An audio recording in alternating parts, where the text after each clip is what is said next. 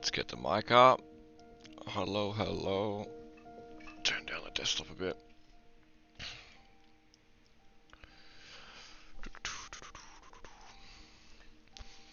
Howdy, everybody. Actually, let's go to my other... Bam. Which one? We'll go this one.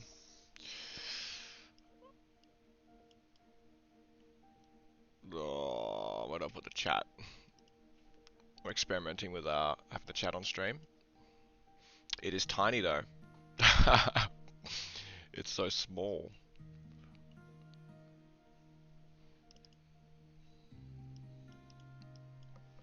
I need like way bigger font. I could put it like up there. Man, it's up in my throat. I could put it up there.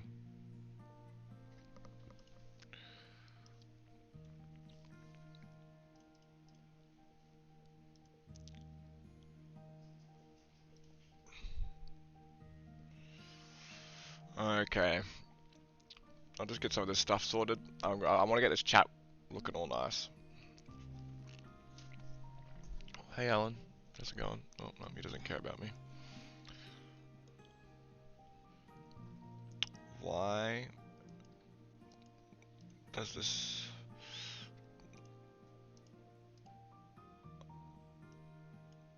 Like the look of my chat isn't changing.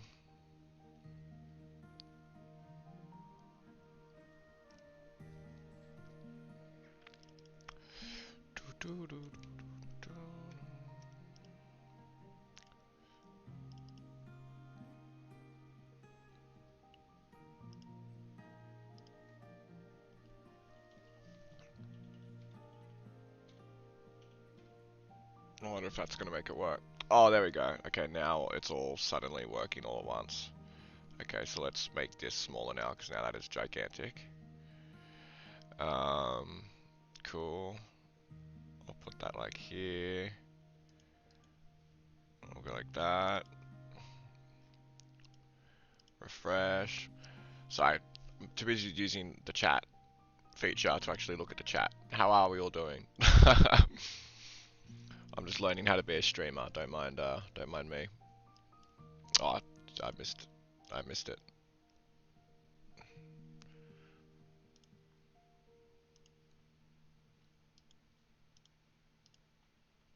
I'll have to go on YouTube to look at the chat. Sorry, I'll catch up on some messages because I've had it closed.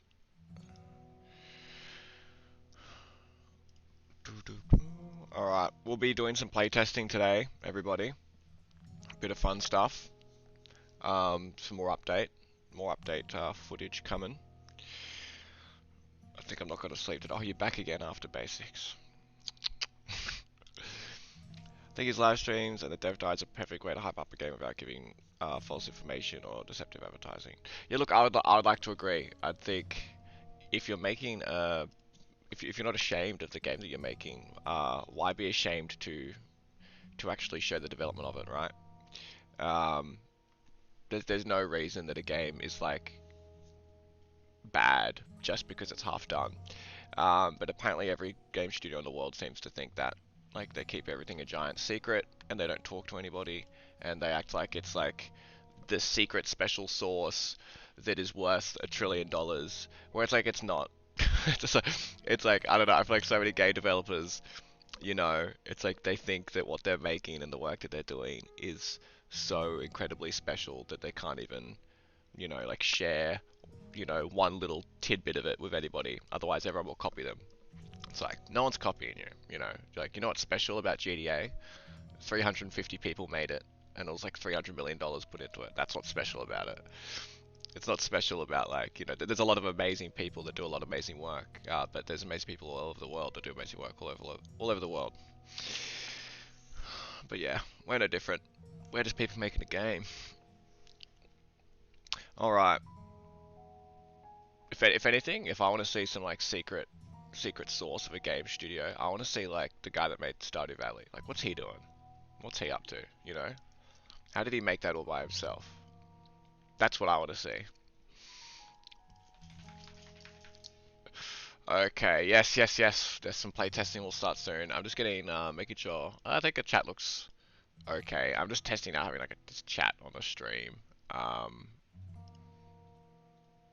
think it might be Lee. Whoops, that's the wrong thing. I think it might be too big. I got an idea. Just let me quickly put it up a little bit more scale and make it a little bit smaller. I just don't want it to be like too big and annoying.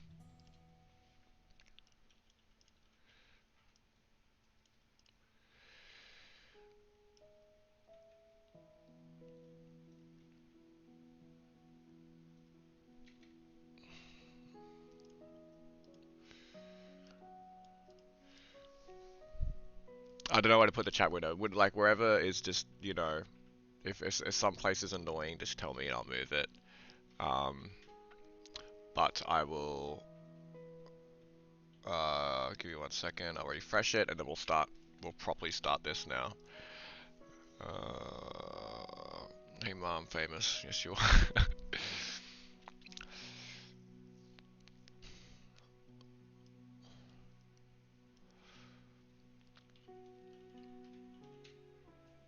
Oh, I wish I had like another screen, even though I've already got 2 screens. I wish I had another screen just for chat, so I could like sort of keep up to date with everybody.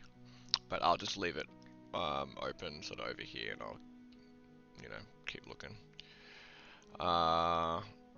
Cool.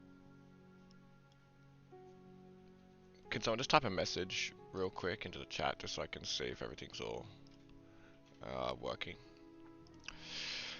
All right. In the meantime, let's get started. I'm just gonna start playing the game basically straight away. I'm not aware of anything that's magically broken that I need to that I need to care about. Yeah, you're looking exactly like Landmark. I don't know who Landmark is. Let's have a look. This is not what I should be doing right now. Landmark, Tarkov.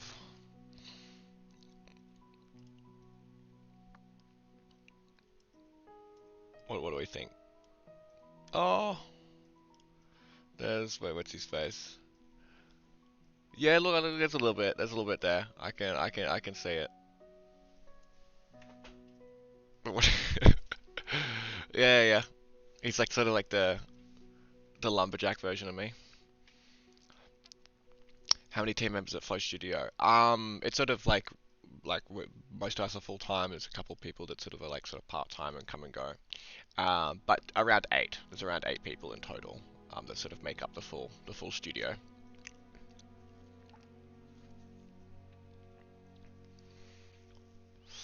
Okay, cool. All right, I am going to. Actually, I'll flip the screens around. I'm gonna have to copy this, and then we're gonna go to our game. Actually, I'll do this one. Give me a second. Give me a second, everybody. I'll flip these around so we can you guys can watch me play test at a nice full screen. Beautiful. And then now I can just keep the chat open on my other screen. Let me add the chat back in here though.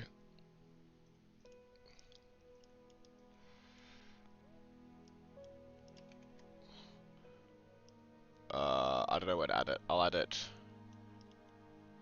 there, maybe. Sure. I can't tell that's a terrible place to put the chat. Nah, it's alright. Okay. I would love help with level design if that's ever an opportunity in the future.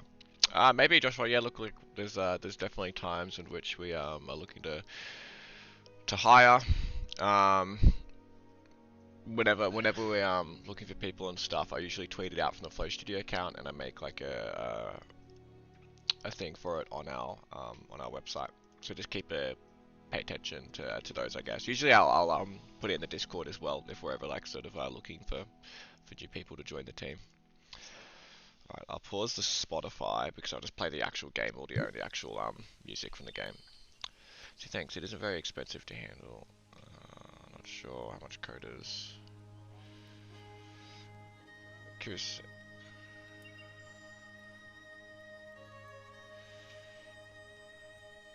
Yeah, look, I'm not gonna lie, like it's definitely a lot of pressure. Actually, let me turn down this sound a little bit.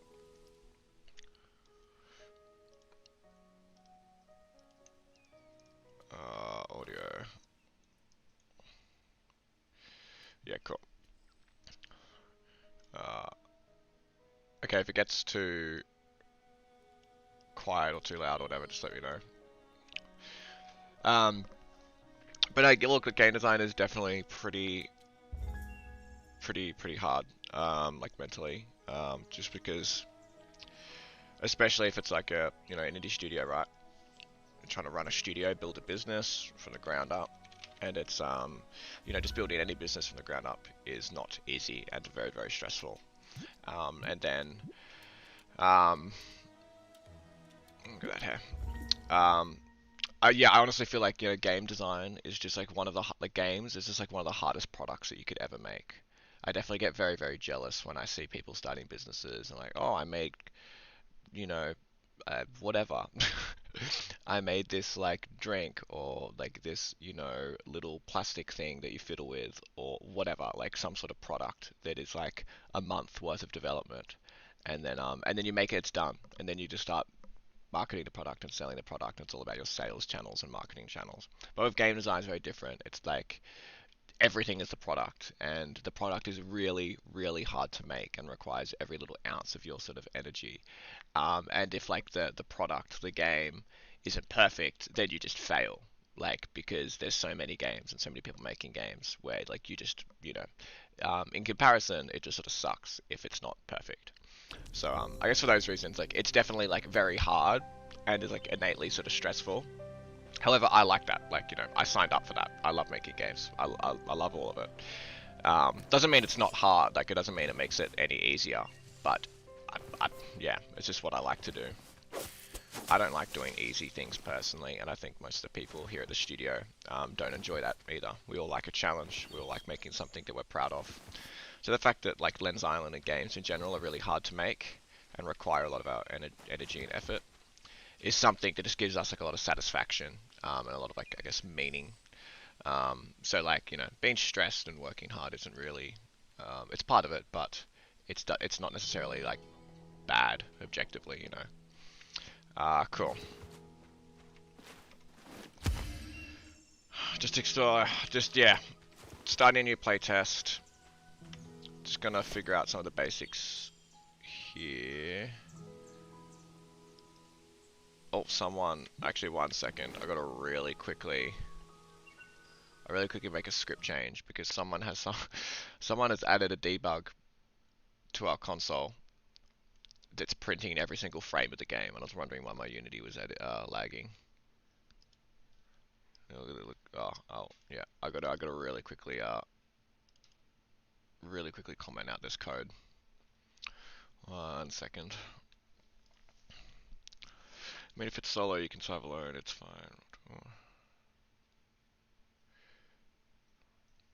Yeah, that's pretty much it, Sky. Like, yeah, if it's solo, then like, yeah, like you have to. Is this the one? Yeah, that. I'm just gonna get rid of these debugs for a second.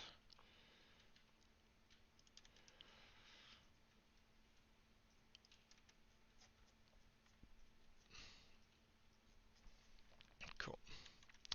Um, yeah, if you're solo, it's obviously just like very hard because like you're solo. You have to make a gigantic game with one person. But then it definitely is a very different dynamic. Sort of running a team because it's like everybody's livelihoods.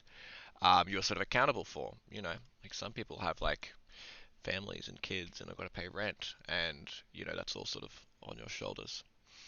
And that's sort of how it works. But that's how all business works, right? Like everyone running a business has that same sort of responsibility. Right. So I just got rid of that debug. So we'll try this again.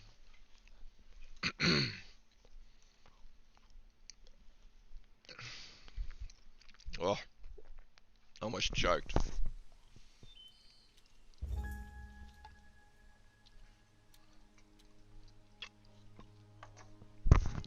Sorry. Okay. And to answer the other question, Sky, like every game studios are very expensive. Yeah, game, all program licenses, very expensive. Rent, very expensive. Employee salaries, very expensive. Tax, very expensive. Everything is just very expensive. It's definitely better than a lot of other businesses though. Like, you know, if you can imagine like running like a manufacturing warehouse or something, it's like okay, just to make like a product, you gotta pay rent, like pay $50,000 per tool, that slots in a machine that prints out, builds whatever the hell thing that you're manufacturing, and you got to pay like heaps of staff, and your margins are really small, and you got to pay for warehousing, distribution, and blah blah blah. So it's like I'm not complaining at all. All right, that's a bit better, not having a million things go to my debug console every second. Cool. Okay. Let's fly through this little start part because I want to test some more of the actual caves and stuff today. So I'm just going to really quickly get some wood, some fibers, just do the basic stuff. After my last stream, we've fixed a fair few bugs, done a fair few little tweaks. One of the tweaks that we did is made trees easier to knock other trees down. Oh, we're going to get triple? Oh, that was incredibly satisfying. So yeah, it's easy to get trees to sort of all domino each other. I didn't get this bloody stick. There we go. And I just got lucky. Got 3 in a row there. It's really, really satisfying getting big dominoes of trees now in the game.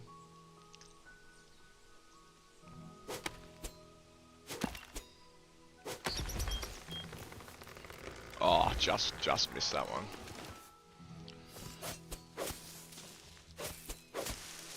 I think too is like in this new update, hunger is definitely a fair bit more important as well.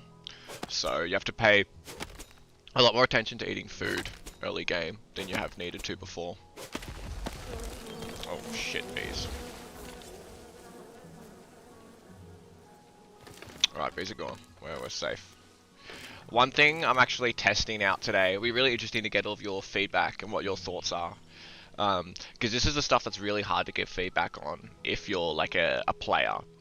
And this is, I'm trialing restricting the backpack a little bit more because we're adding in so many new storage items in this update, and because you drop the backpack when you drop your entire backpack when you die in this update, it puts a lot more emphasis on not keeping so many items on you and trying to actually store the items in a home.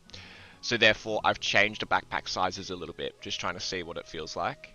So what I'm currently testing is the starting backpack having 75 slots instead of 100, and then the next backpack after the starting one has, how many slots does it have? Or the text is probably still wrong for it. I probably haven't updated the text. I think it's 150, or it might just be 100. But the backpack's upgrades are smaller, so I think the biggest backpack in the game that I've balanced right now is 250 slots. So generally, it's just like a bit different sort of balancing with the backpack and everything now. So it's like it's a little bit more restrictive, but there's other systems in the game. Sorry, there's other systems in the game now that even it out. So that's one thing I want to test today. And like what I was saying before, it's like it is very hard to sort of give, I guess, like accurate feedback when you're a typical sort of game, like a player, when it comes to stuff like that, because it's so easy to just be like, give me a bigger backpack, I want more space. Screw you.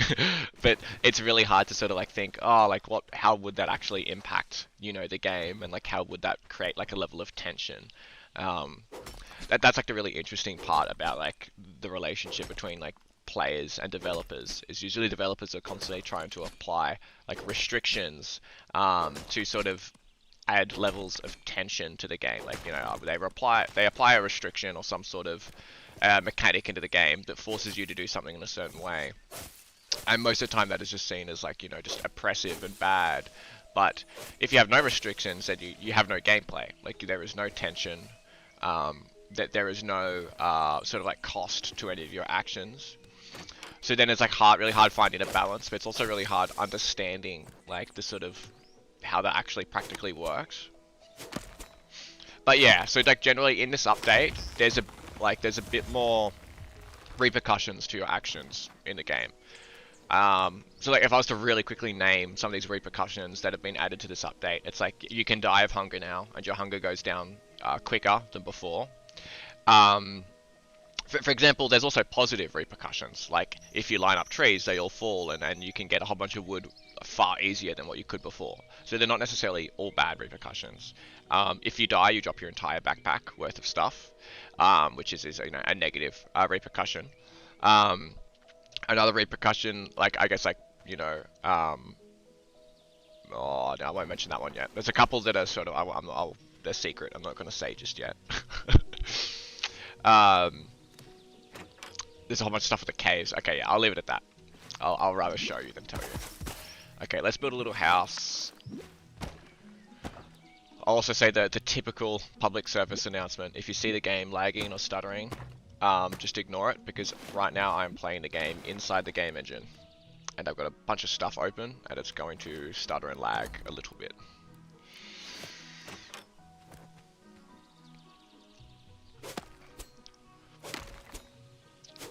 I don't like this unless it's because you're planning on making upgrades.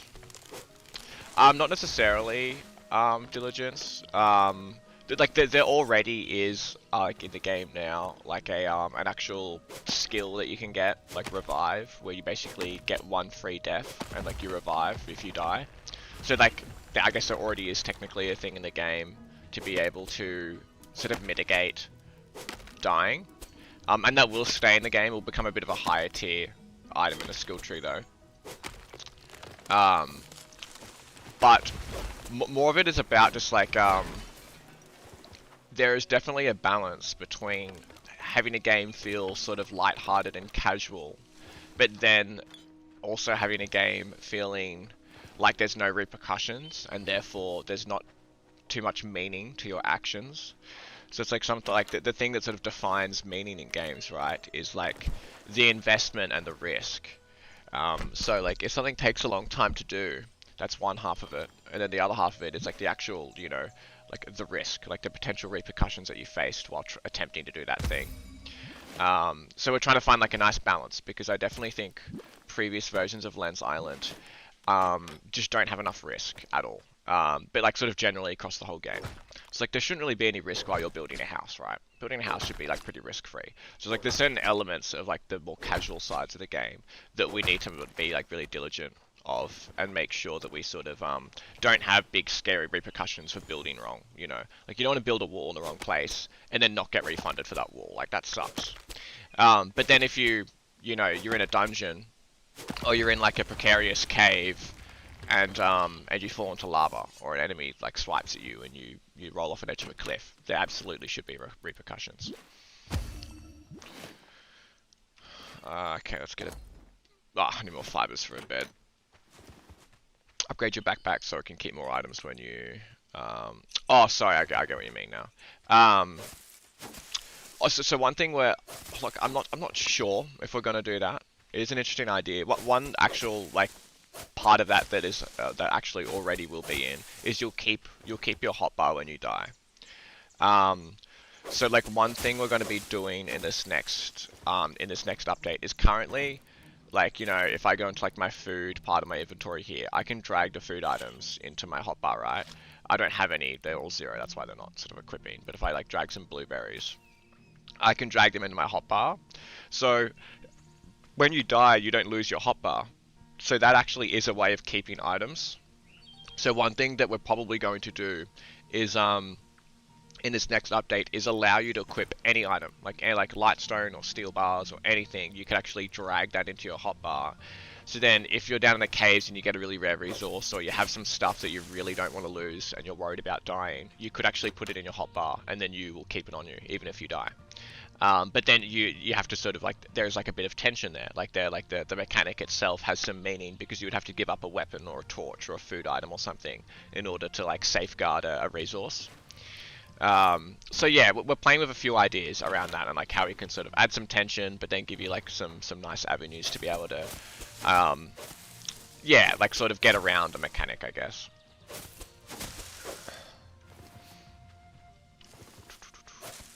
May I ask, marketing sales process good? Yeah, look, Lens Island's definitely going well, but my overall opinion about like games marketing and sales is just make a really good game and it will sell itself. and I will stand by that until the day I die.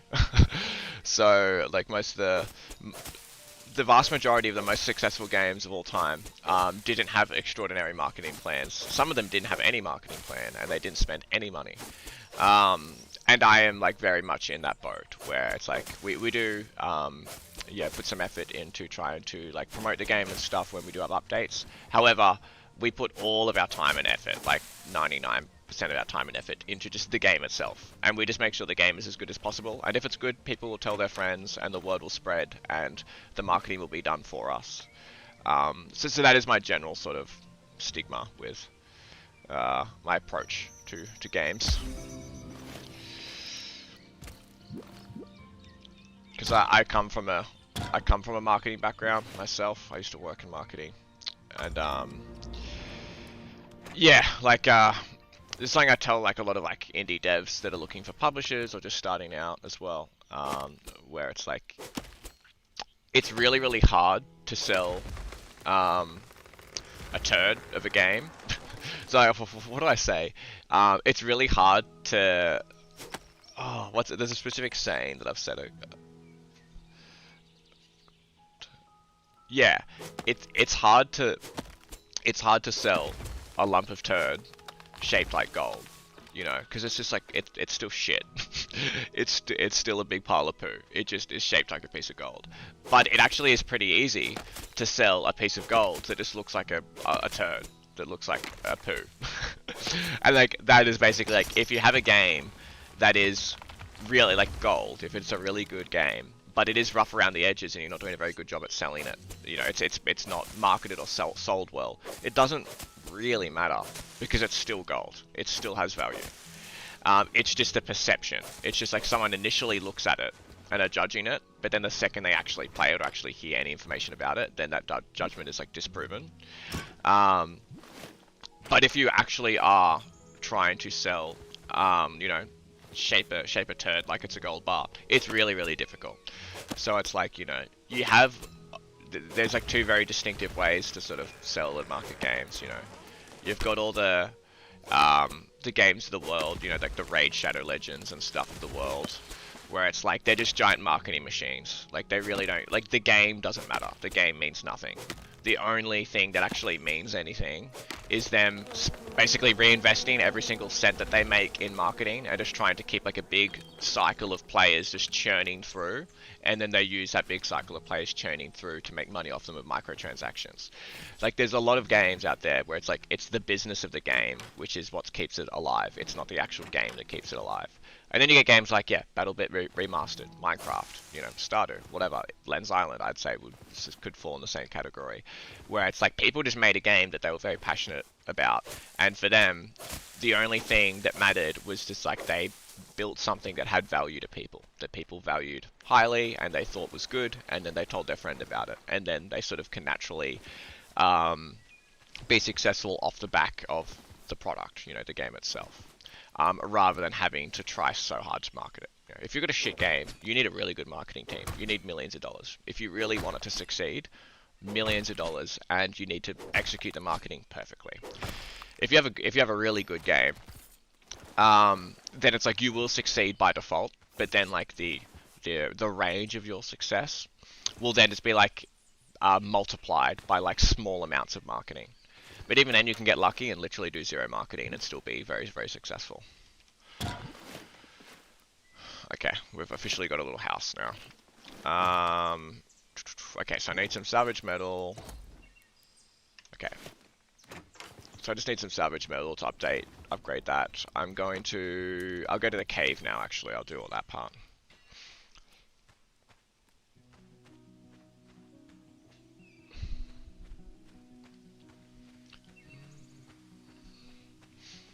Yeah, it's also like everybody loves an underdog, right, Spartan? Like I think it's so easy to get behind games like BattleBit Remastered because you just know that it's a couple of people making a game that really care, like really give a shit. And then when most people think about, you know, whatever, Battlefield, they just think about like, you know, a big studio of like 100 people. And there's probably like a good portion of them that really do care and really do sort of, you know, A lot of developers, you know, they probably do give a shit and care very deeply about what they make. But then you still know in the back of your mind that it's all under the umbrella of a company that doesn't care. You know, it's all under the umbrella of a bunch of suits, you know, that are just trying to raise the stock price. And then so like it almost doesn't matter how hard the developers work. You sort of just can't get around that stigma. It's like really, really unfortunate because there's like so much amazing talent in the AAA games industry, but they can't detach themselves from the idea that like they are just like the front of a negative system, which is like really unfortunate. And then I guess indie developers just typically have a bit of a like they're the underdogs, and everyone just loves rooting for the underdogs. They're just like, you know, screw capitalism, screw big corporations. I want to, you know, buy my games made by one dude.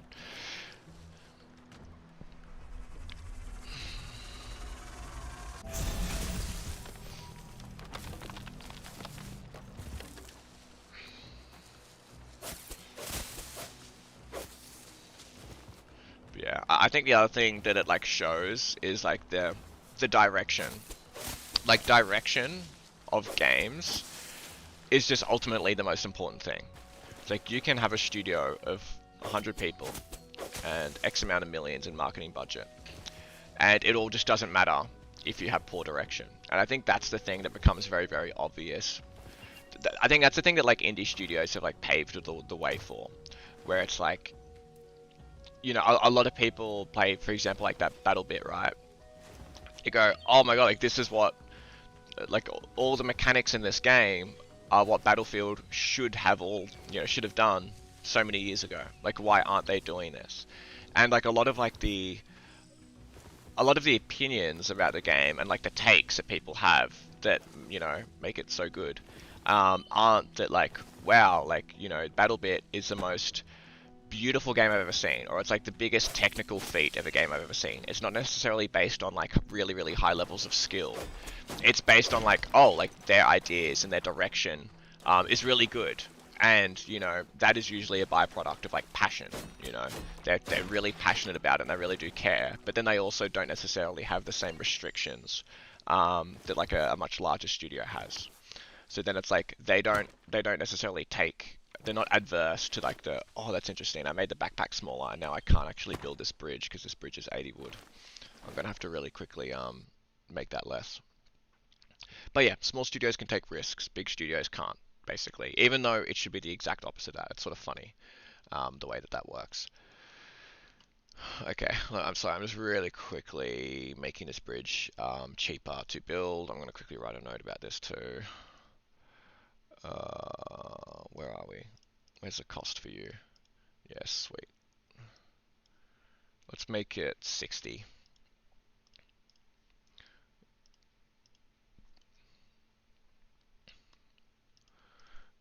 Cool. And I'll get my playtesting notes up here.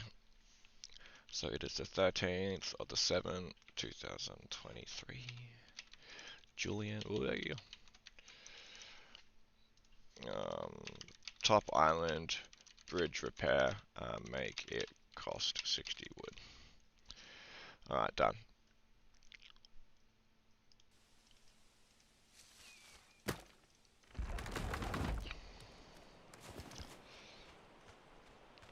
Alright.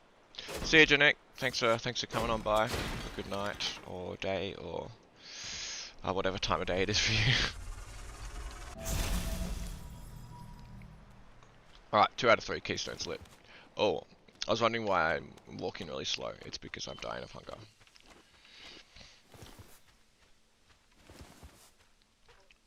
Yeah, we definitely need some more animations and stuff with the when the hunger gets low. It's a little bit easy to completely miss. We'll probably do like the Minecraft thing, like make the little hunger icons, you know, like bubble, like animate. No, shake. I guess shake is probably a better term.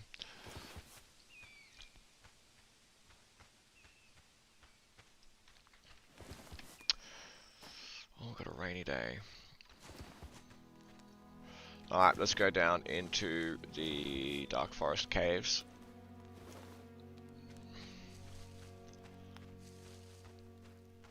It's sort of funny whenever I'm like, usually when I'm testing Lens Island, I don't do like longer playthroughs like this. Like I'll just test for 10 minutes and then stop, and then test for 10 minutes and stop, and I'll just keep doing that all day. And we actually have a thing like in Lens Island, the first I think like 1.5 or 2 cycles of the day and night cycle are always going to be like clear days, and then it's only after like the first day or two that weather basically starts kicking in. So I never really get to see like rain or thunderstorms. I think this is like the first time that I've actually experienced raining in the game in like months, because usually when I'm testing I just like just don't get to that point. So it's always really nice when I get to just run around in a nice sun shower.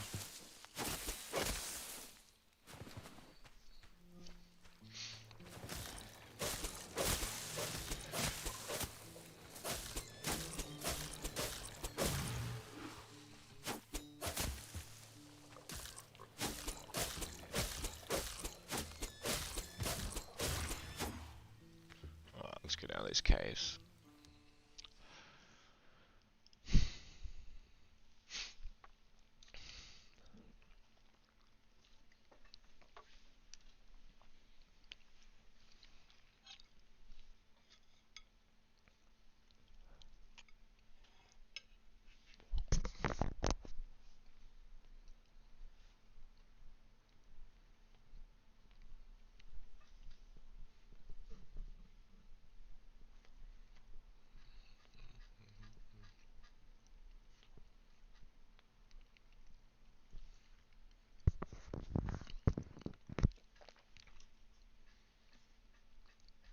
Alright, the loading screens take longer in the game engine, by the way, if you're wondering why it takes so long to load.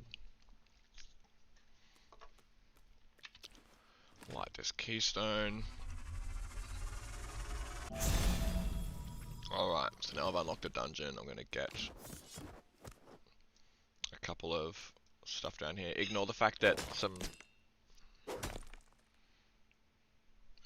my hotbar changed. That is really interesting that my hotbar did change though. It shouldn't have. Interesting, I think I gotta... Oh, all my resources are... Let me go back. Actually, oh, I should have just quickly stopped. I shouldn't have, because this is gonna save it. It's gonna save my game with no resources. Damn it. Oh, I know why. I made a classic mistake. I was testing the caves, so I like pre-laid out a whole bunch of the cave cells in the cave, and I left them all on. And it's given an error. That's what I've done. I'm pretty sure that's what I've done.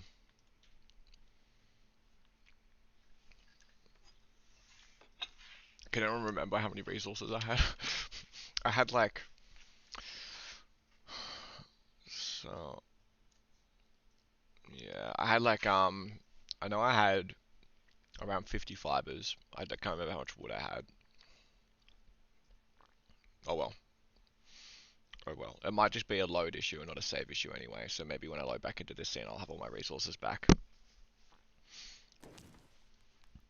Let's have a look, fingers crossed.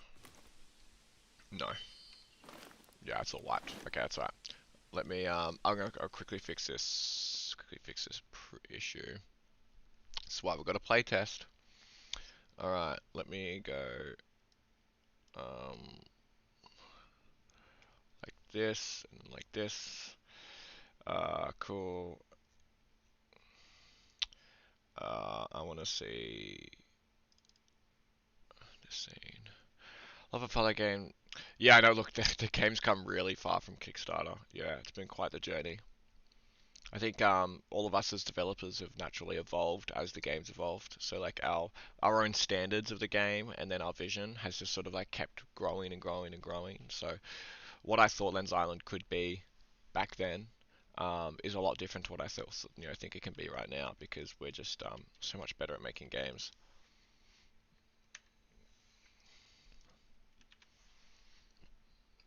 Will there be magic in the future? Maybe, actually. We've thought about it. Not sure. But there will be enchanting in this next update. Not like Harry Potter magic, but there will be enchanting, like Minecraft type of enchanting. And there's like a lot of cool sort of like magic type enchantments that you can add to weapons.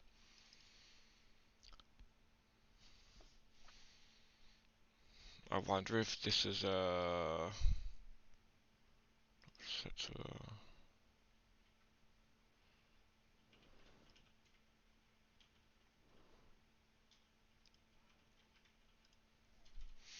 interesting. Let me quickly play the game for the main menu again, and I'll just see what this error is. We'll have another go.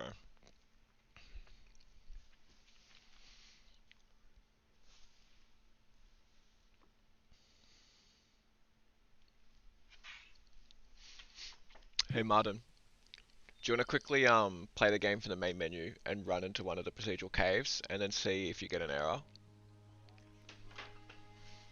We're on it.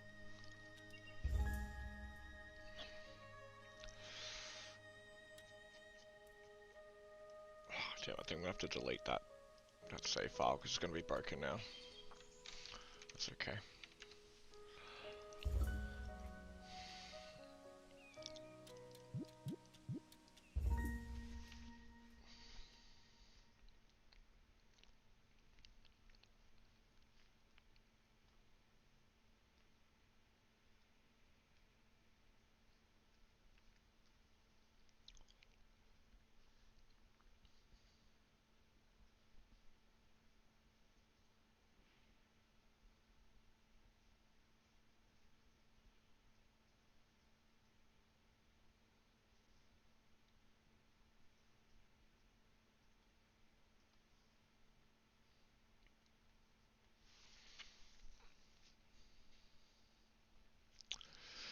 Okay.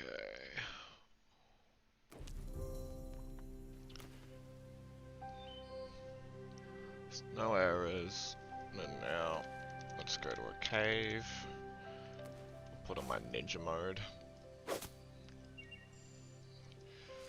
Just run there real fast. Look at me go.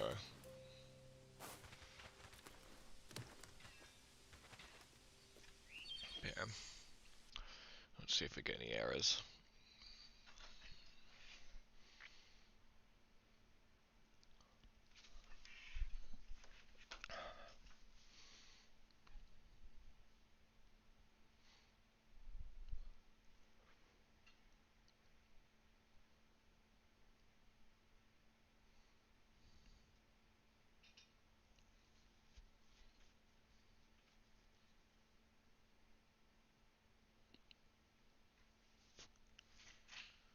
Alright. Nothing yet. Interesting. Okay, no errors. So... Procedural. Oh, in the middle of the town or in that dark forest island?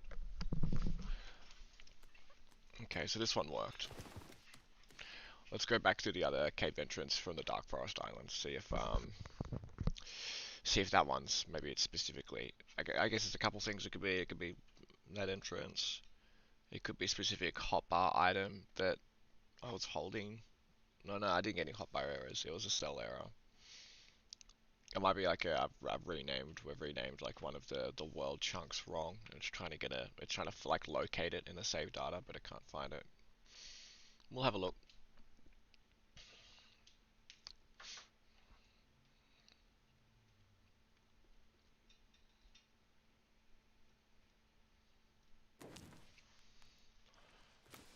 Whoa, what's that? Okay, let's check on ninja mode again. We'll run across here. Oh, ninja mode is so fun. Look at me go. Mule. Big jump. Huh. Okay. Run through here. Okay. Loaded to this cave. See if we get that error again. I think once we fix this, I'll start a new save file, but I'll probably just like hack in a couple of items just to sort of reset up that house that I had and just try to get back to where it was. Because I want to be testing some of the caves. And I need to get like a little bit deeper into the game in order to do that.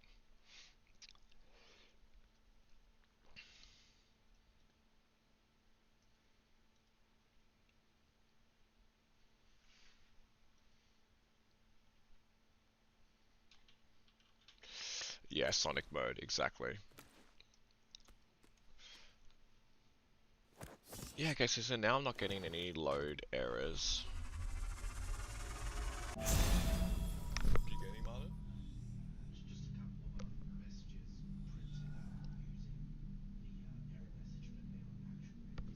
Maybe try like, yeah, tried a couple times because I just got it and like it completely broke my save file. Alright, so we're just, I'm chatting to Martin the programmer, which you can't see, and we're trying to fix a bug. Actually, let me turn on the lights for this cave so I can see what I'm doing. Oh, look at me now. Alright. I'm going to completely... None of this is playtesting anymore. I am just trying to purposely find a bug. So I am just going to be like jumping around in a really bright cave. Look at my mini map too. Jump over that.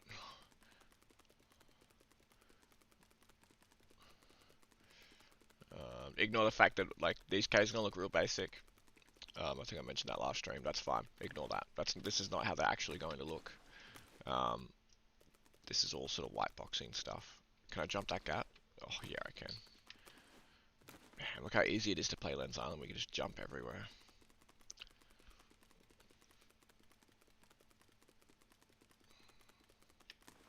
Oh no. Oh, oh, okay, now we got it.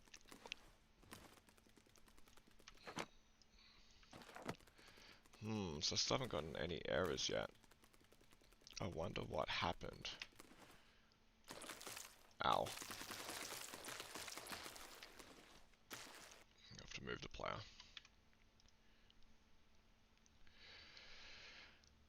Computer wipe. Yeah, like the next update you won't be forced to restart a save file or anything. But I do suggest it. Because it's sort of like the Uncharted Waters update. There's going to be like a whole new experience for the game. It will be all different, and all rebalanced, and it will be really fun to play through again. It will feel like a new experience, which is definitely worth sort of taking advantage of. Okay, I'm just going to run around a little bit more, see if I can load maybe some more of the caves, see if there's a specific part of the caves that's giving the error. Otherwise, I'll just go back to playtesting, and we'll see. Ah, damn it! It's so hard to run around in this ninja mode and not just like run off everything all the time. I've loaded a decent chunk of the caves, and I haven't gotten any errors. It might be a specific cave cell that's doing it. Alright, I'll go back to my normal playthrough, but I'll just have to be very careful. I have to be very careful with because I don't want to like corrupt another save file because I would like to keep playing through the game. So yeah, we'll see. Okay, we'll just play from here. I know only Sonic can handle that speed.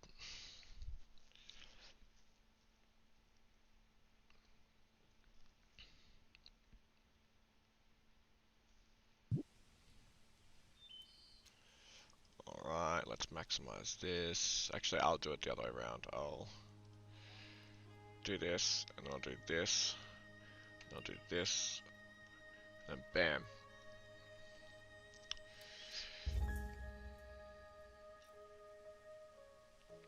Yeah, that actually would be, even just like a no clip mode or something, right? Like that'd be handy.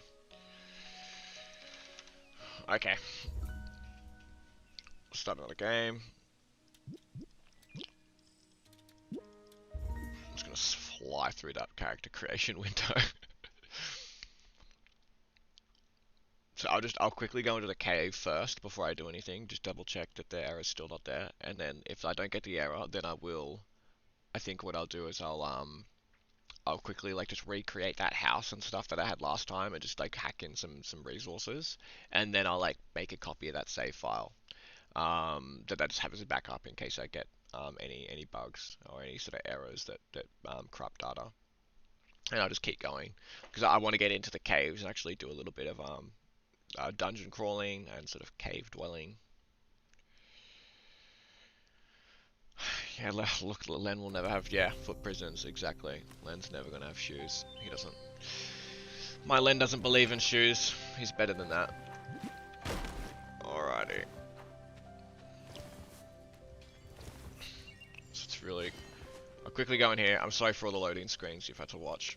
I'll just quickly go in here, just make sure this error's not happening, and then I'll come back out, and then we'll start just building our house and just getting back off to where we started before. In the meantime, I will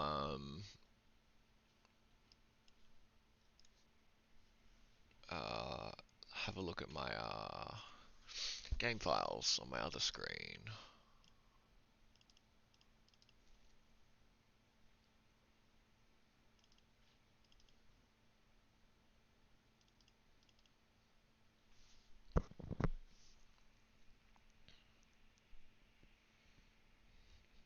What's funny?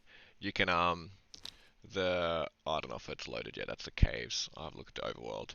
Like this is actually like a PNG file for the map. Like the maps are now stored in a save file and an update at runtime. So you can actually like edit your map in like Photoshop. Actually, should we just do it now? Because we're cheeky. I'll show you. I'll show you what I mean. Do we get any errors? No. Okay, cool. Alright, I'll start rebuilding. I'll start rebuilding my house.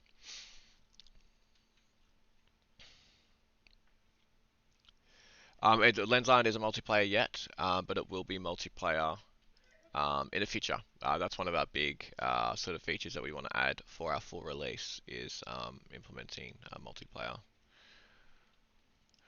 So look, here's my map, and then I can like come in here. Let's get our brush. Just draw a little smiley face. Alright, and now I'm gonna save this. Yeah.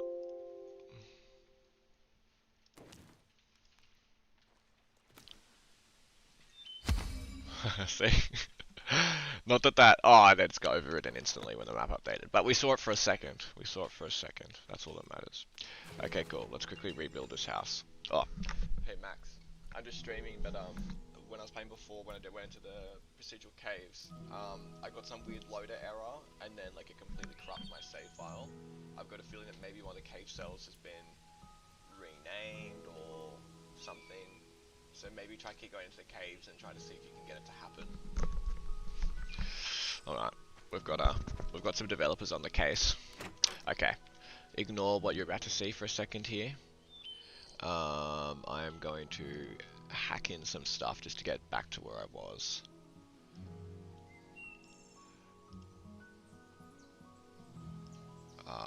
I'm doing it on my other screen, so I'll give myself some wood, some stone, some clay, and then I had some salvage metal, not too much though. Okay, cool. I got some stuff back. I'll close my console.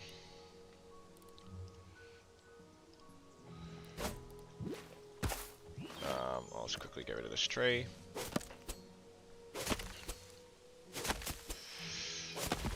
Islands love smiley faces.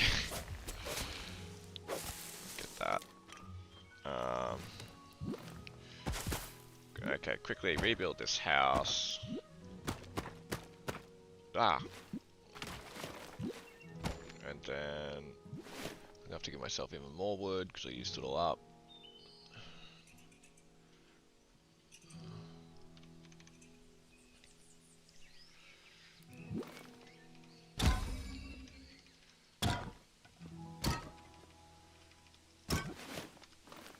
Then I had a workbench here. I had a bed in the corner here. Beautiful.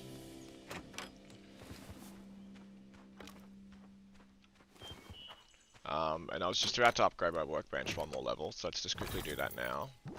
Awesome. Am I still... Okay, cool, now I can pick up this stuff. Okay, where... Oh, and I'm still overflowing on wood. Actually, before I placed a balcony here, so I'm gonna redo that. We need a balcony. Bam.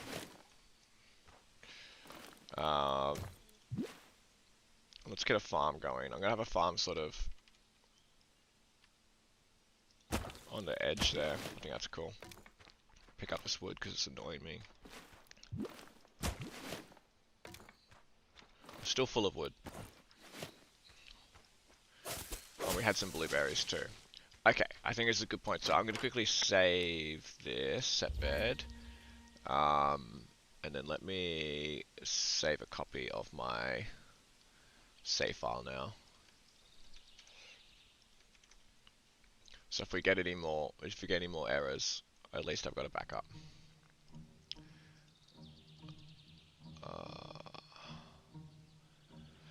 Okay, beautiful. Okay, so we're going to journey back into the caves this time. I'm just going to get a I'm gonna have to quickly unlock the. I'm gonna cheat and oh, okay, no, yeah, I'll go cheat for a second. I'm gonna quickly run around and just unlock these keystones again because I'll have to do that so I have access to the dungeon. All right, ninja mode. I'm gonna get this barrel.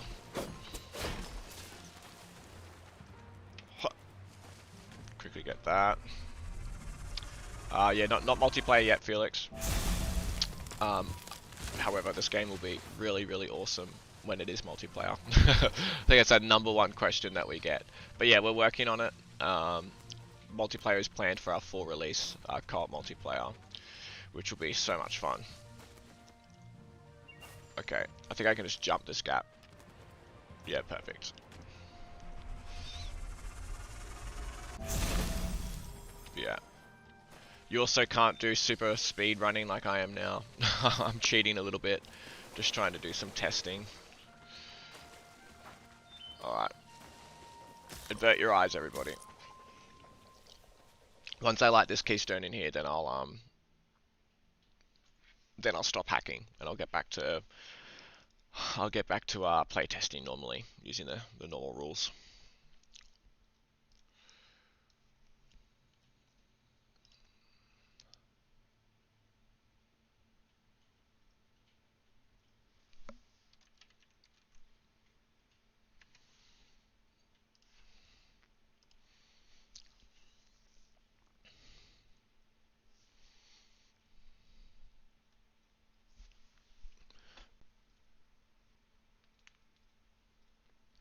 Well, we do have like a character sort of creator screen, and then you can actually get like different armor and clothing and stuff in Lens Island, so you can definitely make your characters look completely different. You can change hairstyles, you can change skin color, you can change different like facial types, and then you can just like have completely different clothing, and then you can dress up in completely different armor, and then when you actually like are sort of in the game and playing the game, you can like purchase more clothing and more armor and stuff, so you can make your characters look very different, which is nice and handy. So you won't all look like the exact same Len running around, not knowing who's who. It won't be like that Spider-Man meme.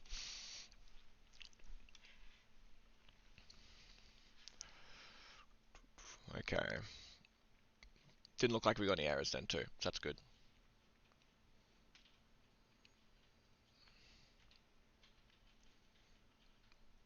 Yeah, no idea what created that error before, but I'll try not to spend too much time. I'll be a bit cautious going down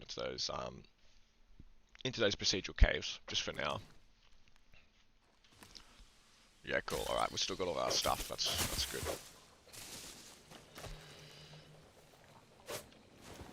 I'm not even gonna bother to attack those crabs.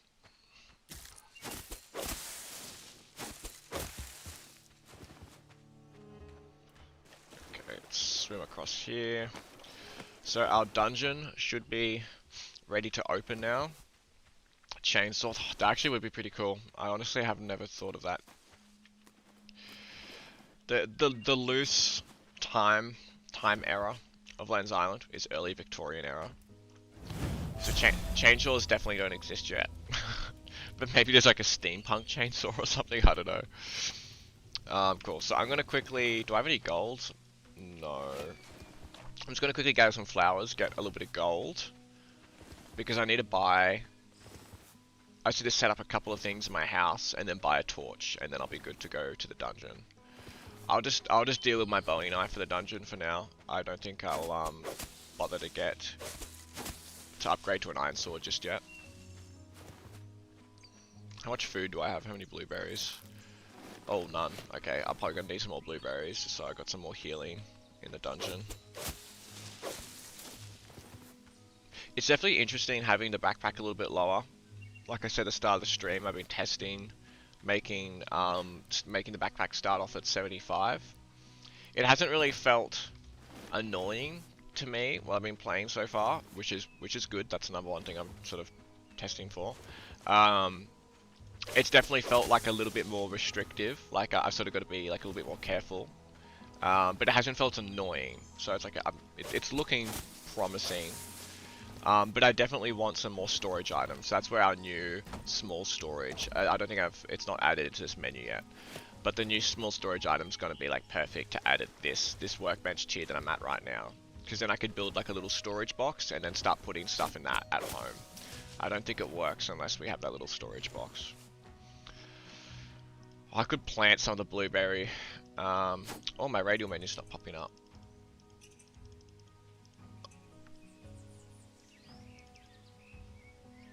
Cool, I just found another bug. Let me quickly pause it. I've been looking for this bug for a while now.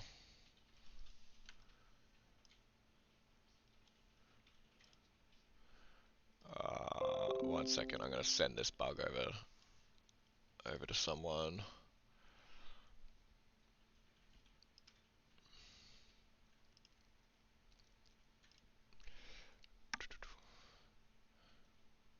Hey Martin, I am sending you a bug. Oh, what the? I'm gonna send you a bug right now. If you could quickly try and fix. Um, radial planting menu. I just went to click on a crop to plant it, and the menu doesn't pop up. And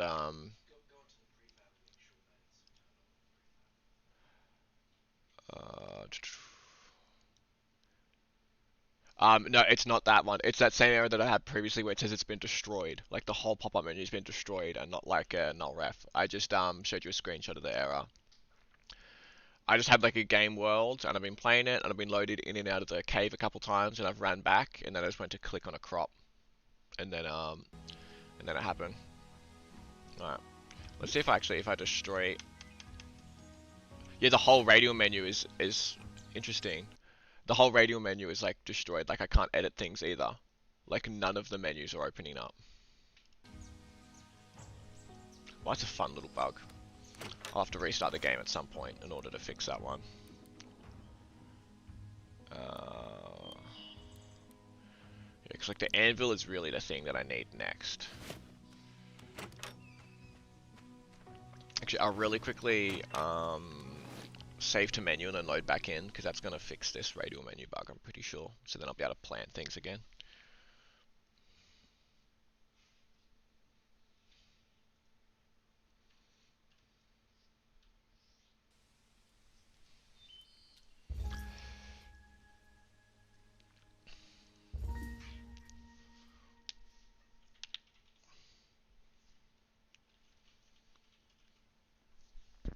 If it helps, Martin, it's happened in the caves before as well.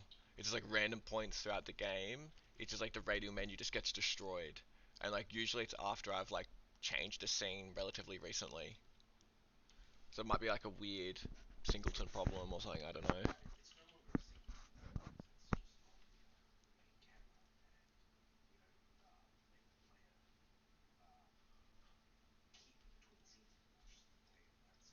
Right.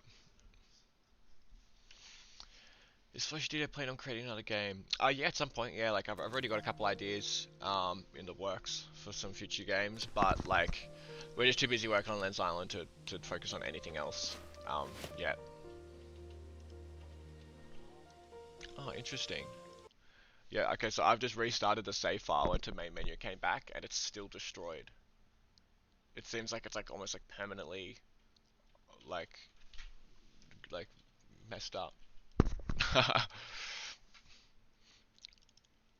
Classic bug testing for us. And all the menus are enabled in the prefab, the ones that need to be. Hi, I really admire your work. You inspired me to be a better indie dev. Oh, that's awesome, Freddie. Thank you. That's great to hear. Alright, I got one annoying bug right now that I gotta deal with. So I can't plant food or edit stuff, so I'm gonna have to be very careful. So we should have our main dungeon unlocked. Oh, that's right. I wanted to sell some flowers. I want to sell some flowers, get gold to get a torch, and then I'll go into the dungeon. I don't really. Oh, that's right. I sort of got reset back some of my flowers. I'm just gonna hack in a tiny bit of gold because I forgot to give myself my flowers back, which I need to sell money. Avert your eyes for a second, everybody. Okay. Cool. I got 60. I gave myself just enough gold to buy the torch, alright? I won't need the axe in the cave, so I'll do that. Cool.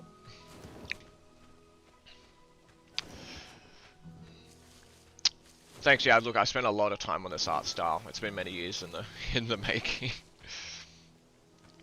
Like, but yeah. Oh, look, it's nothing to hide. Every game's full of bugs. I wish more developers would show the realism of game dev.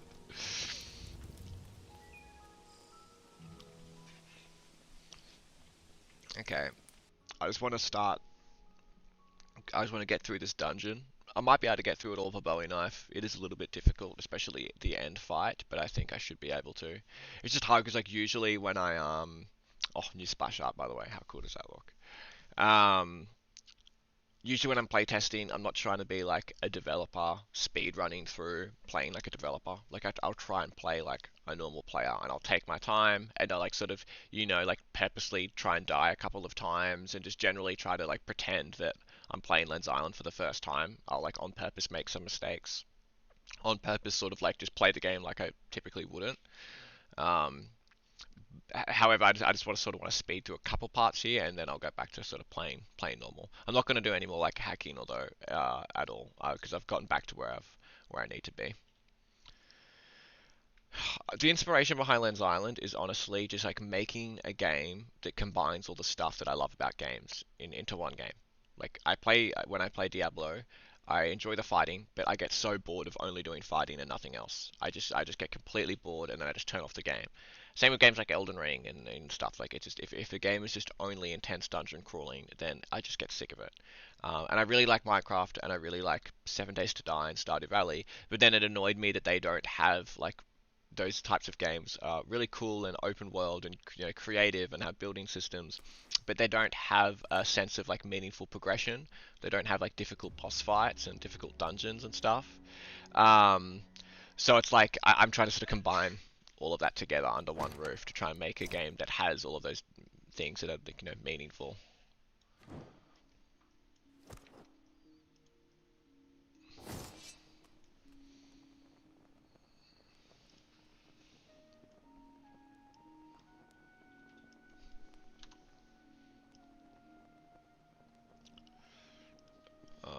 One second, I just found another bug. I'm gonna quickly write a bug report. Um,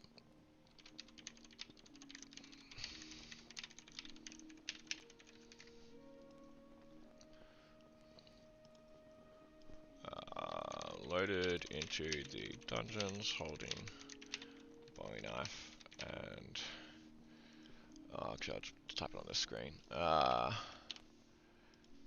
got this error. My hotbar didn't.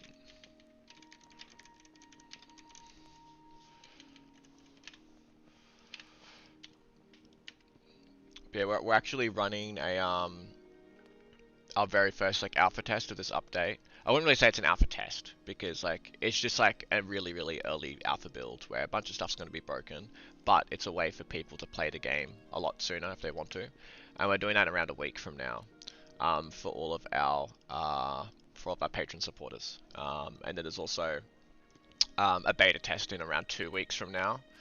they'll be available for like the beta testing, or like the beta access sort of group of our Patreon supporters. So that's like a recent thing that we opened up. But yeah, so you'll actually be able to play all the stuff that I'm going through now, plus a lot more on Patreon in the coming weeks.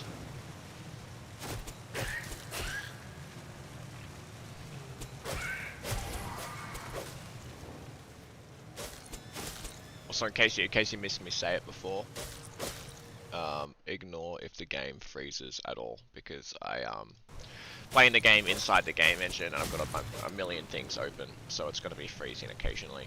It's sort of just how it is.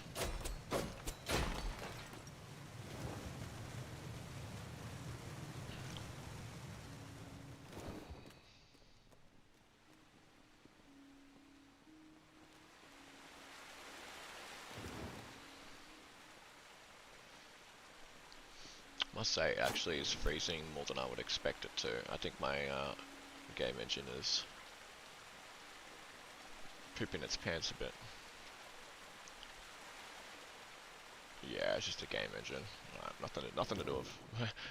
It's none of my problems. It's just the engine. Good to know. I don't like that drop from the barrels. Like the fact that you can occasionally just get like a couple of rocks from the barrel. I don't like that. I'm going to quickly write that down. Get rid of rock drop from barrels.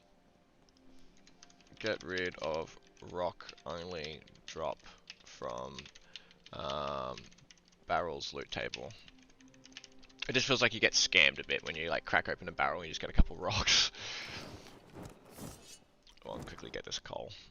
There's not going to be, we've already reduced the amount of stones and like mineable stuff in these dungeons a fair bit. So most of your mining is going to take place in the like the new procedural caves now.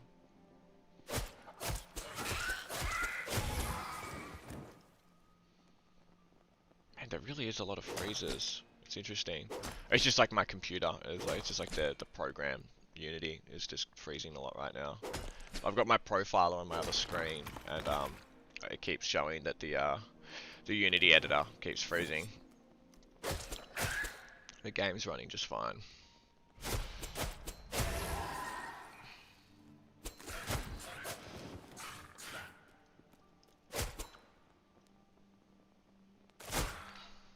Sorry, I'm just gonna quickly pause the game for a second. Just in case anyone doesn't believe me. Here we go, here's our profiler. Let's all profile the game. So, see this bottom graph that adds all of like when I click on others, that has these gigantic spikes. That's the Unity editor. That's got nothing to do with the game. A lot of it will be garbage collection. So I'll quickly pause it, right? And then where's my where'd the profiler window go?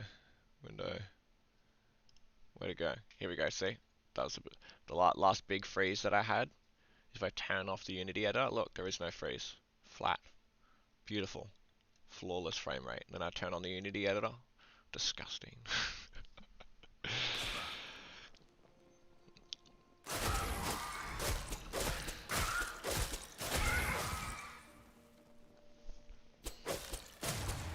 Actually, it's really annoying just how much of Unity's lagging right now. I'll just deal with it for a little bit. Oh, I have no food. Let's quickly eat some food. Alright, I just want to get to the end of this. I think I'm just going to speed run this cave a little bit. I'll ignore some of these enemies, and I'll just sort of try and get to the end and just get through this last fight without dying. There is some new stuff in this dungeon. It is reorganized a little bit. I won't go through it just now, just because I want to test out the next little part of the game, sort of the transition between, like, you know, when you come off the spawn island, and you get access to a raft and you just start exploring. That's the main thing that I want to test. I can't help myself from getting these gold coins, so got to get the gold coins. Okay, sorry enemies, I'm not going to fight you today.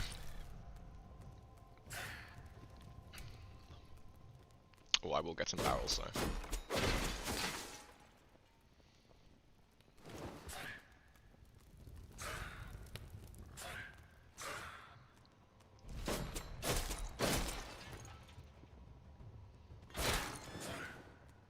These enemies might actually be a problem for me in this next fight.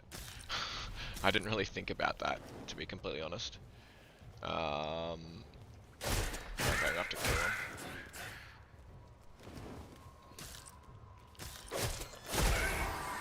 Oh, level up too. Sweet. Man, the Unity. For whatever reason, my Unity editor is really not liking this cave right now.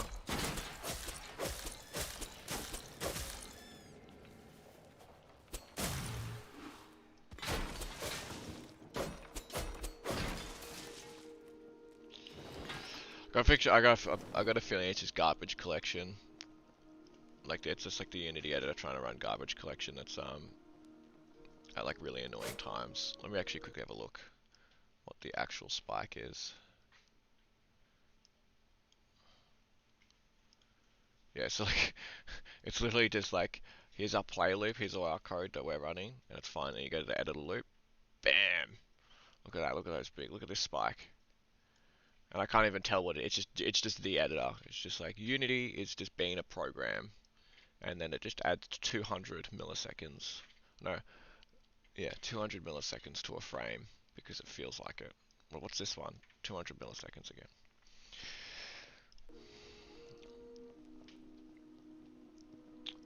More or less, Robinson. Yeah. All right, I'm gonna have to try to get through this fight while lagging. Let's do it. Oh, I'm already getting destroyed. Alright, couple hits. Go around. The trick to this fight is definitely just get a couple hits off of the spawners, one by one. Take your time. Don't rush it. 2 hits max. You can't do any more than 2 hits on each spawner, otherwise you've stayed there for too long. Just one that time.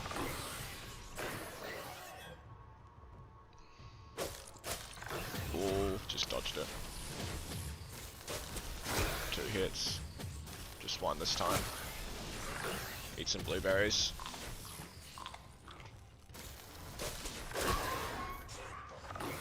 Back around here. Get off my 2 hits. 2 hits. Okay, they must be getting low now. Surely.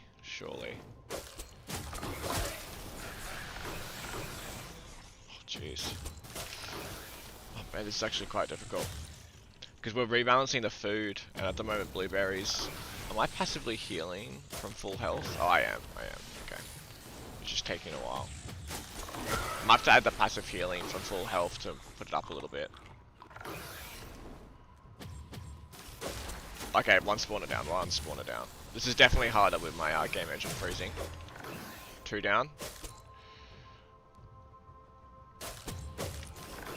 Okay, almost got it. We just need to avoid these big voids. They're the things that make it so much more difficult. Oh, God, that hurt. I mean, I'm chewing through all of my blueberries. This is so much easier, this fight with an iron sword. So much easier. Just having that W ability makes the biggest difference. Just being able to like spin and run through them.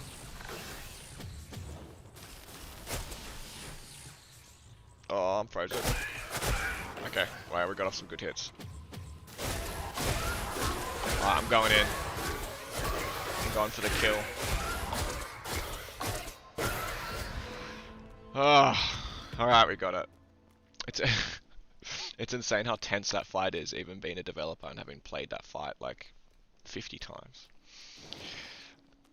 Oh, got some free coal. Thank you. I'll take my money. So this is new. These chests haven't existed before in Lens Island. Let's have a look. Oh, you missed the whole animation because the game froze. Oh, yeah, you saw a little bit of it. So we got a whole bunch of gold and sapphires, and we've just unlocked the all brand new iron hammer. So now we have a hammer. There's these big, and it has a big ground pound. Oh, look how meaty that attack is. Let's just... Bam! That feels good.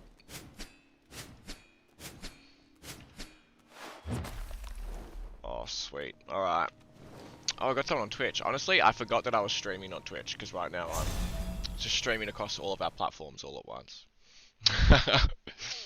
But yeah, what's up, Diggs? Good to see you. Good to see you. How are we?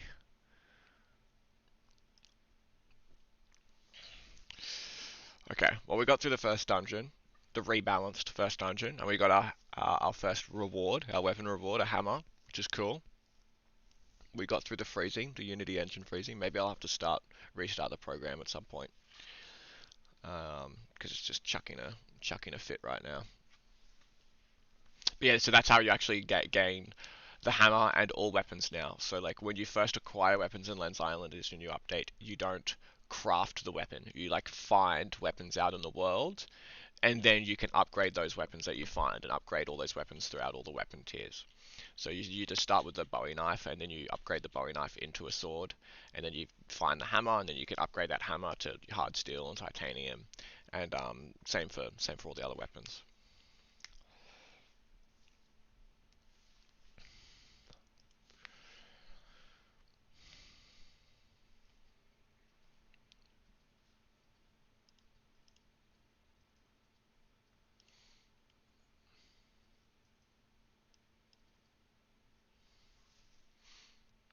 I've got a slight idea of what could have been lagging the Unity editor. Let's see. Well, I'll see if I can fix it or not. Unity has this weird thing that if you have like if you're in like your project window and then you like search in like in a search field for like an asset, you type in like, you know, whatever rock, and it shows you all the rocks. The search field is like really slow, and it's like constantly updating, and it just lags your whole project. And I had something searched, like I had something typed into the search bar, and I just wonder if that has anything to do with it. Interesting. Oh, okay, so I've got alright, that already just found a bug. So I'm going to have to. That's just like the animation's not loading for that. But look, now this is all different. Ooh, now we can curse the dungeon. Very exciting. So finishing the main L1 dungeon. Curse state is enabled when you return. It doesn't make the door open on load. Cool. How much Dark Essence do I have from that? 12. Interesting. So yeah, the only problem is I don't have any iron. I really desperately need some iron, but I haven't really spent a whole lot of time in the caves. So I'm going to. Is there anything I can sell for money? I can't buy iron. That's right. Oh, but what can I buy? I got 65 gold. I could buy a shield. Yeah, that'd be good to mitigate some damage. Oh, so what can I buy? I can buy a shield. I could buy a better backpack. Oh, there's a whole bunch of stuff I can do. I could also get a new hotbar slot because I leveled up before. Let's get the hotbar slot first before we do anything else.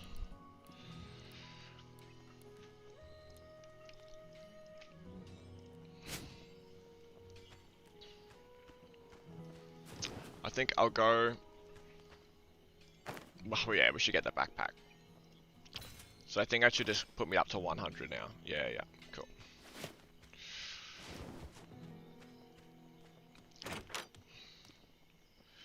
Okay, let's sleep. Whoops.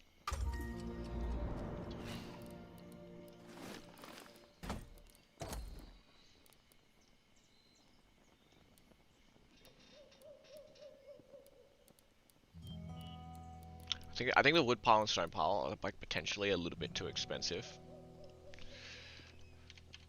Make stone pile and wood pile cheaper. I feel like the wood pile probably should just cost let's say like 25 wood instead of 40, and I think the stone pile should cost like 25 stone, and maybe like just a tiny bit of wood, like 5 wood. Yeah, what I'm thinking is like wood pile, 25 wood, 5 fibers, stone pile, 25 stone, 5 wood. I'm gonna do that now before I forget. So let's swap these screens around. Whoops. Stop attacking. Stop it.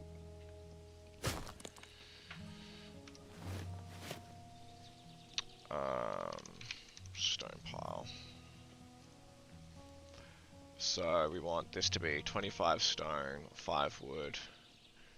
Oh, yeah, and then I got a wood pile. And then we want this to be 25 wood. And then we want it to be 5 fibers.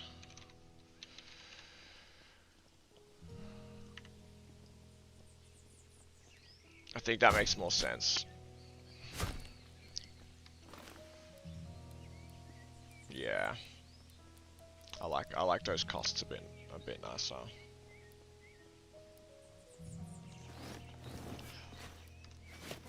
I just need some iron. Well, no, I'll just start using the hammer though. I've got an iron tool. I got my hammer, so I don't necessarily need to upgrade my iron sword anymore. It would be nice to upgrade my axe though at some point, and the pickaxe. But I can do them later. They're not too urgent.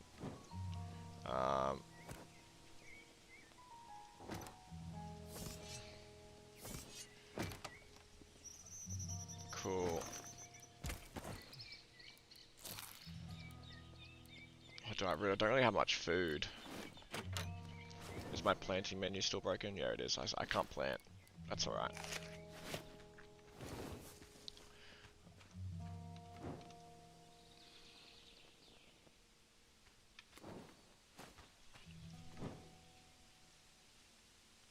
Interesting, the torch is still there even though I bought it.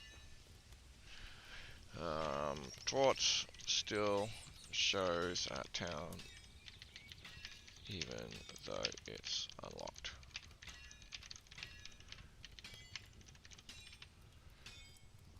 Maybe I get the ham. Oh, do I have enough gold for? Or if I just sell something, I can get that shield. Can I sell anything? Do I have enough? Like, that's an annoying. Okay, I'm gonna have to change the collider. That's really annoying. Blueberry box hover collider. Annoying size.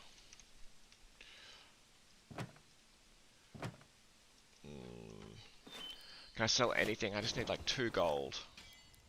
I can sell some wood. I'll sell for 0. Okay, wood is currently not selling for much money.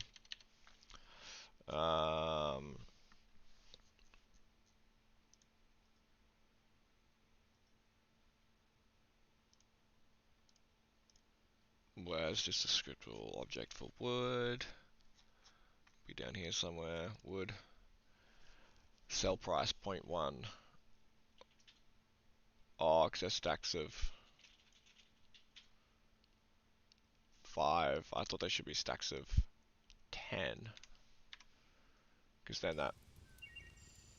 it should be a stack of 10, I'm pretty sure. Not 5, I'm pretty sure that's what's broken it.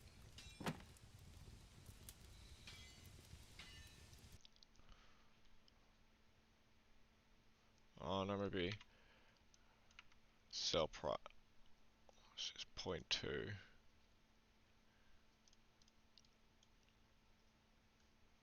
And that's 0.5. I think that makes more sense. So now, let's maximize it again.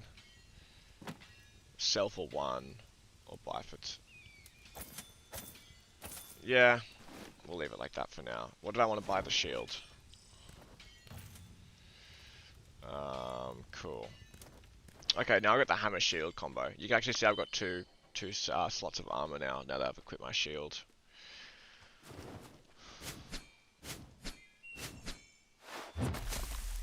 I've got to change the swipe sounds for the hammer. They're wrong currently. They're playing the sword swipe sounds. Swipe sounds for hammer are wrong.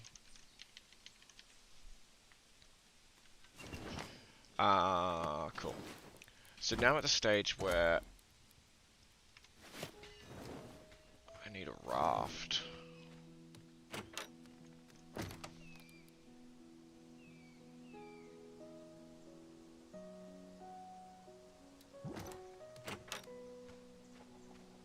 Interesting. I think I might bring the raft forward one workbench level, to be honest.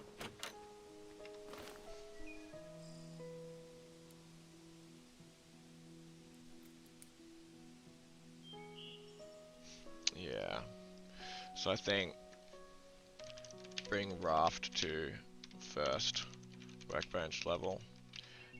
Move stone and wood piles to second level. Make small storage at first level 2. I don't like the way that I'm gated from leaving the island right now, it's sort of annoying. I want like the possibility of building a raft.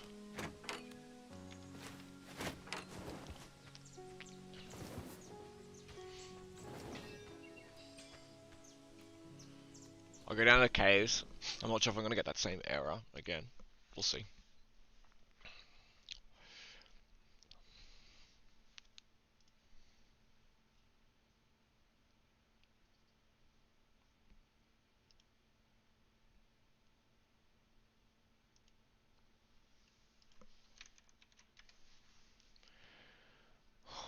Okay.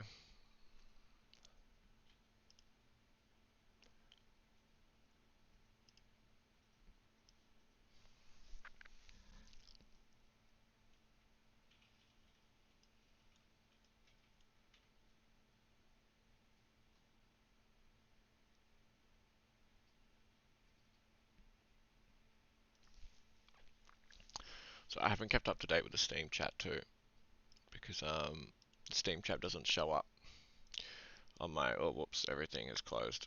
There we go.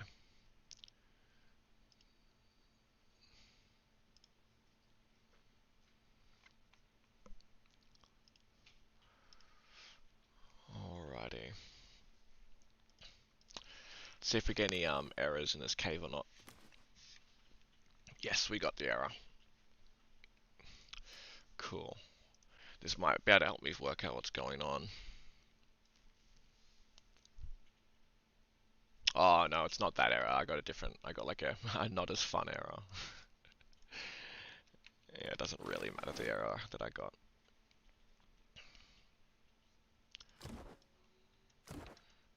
I can't equip my items though, which is definitely a little bit annoying because now I can't. I can light that though. Now I can't mine. Cool.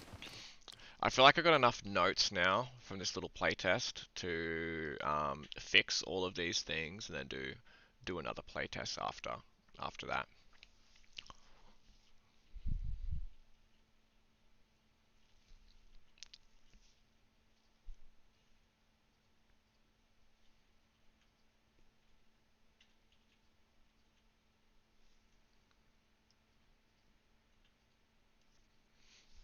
Right, I think I'm gonna quickly go to the toilet and stuff. Because I'm not gonna end the stream or anything. I'm just gonna quickly go to the toilet, just like freshen up a little bit while this is loading, and then I'll fix some bugs, and then we'll do another playtest after I fix a couple bugs. So I'm gonna really quickly chuck this up here.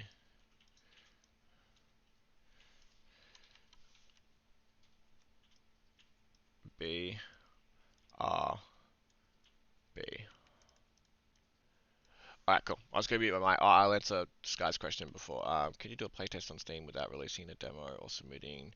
No, but that's like, well, like we do. Well, like our playtesting does happen through Steam for like when we do like proper playtesting, when we give builds to our patron supporters, they actually are. They play the game through Steam, and we just give them special access, like special keys and stuff.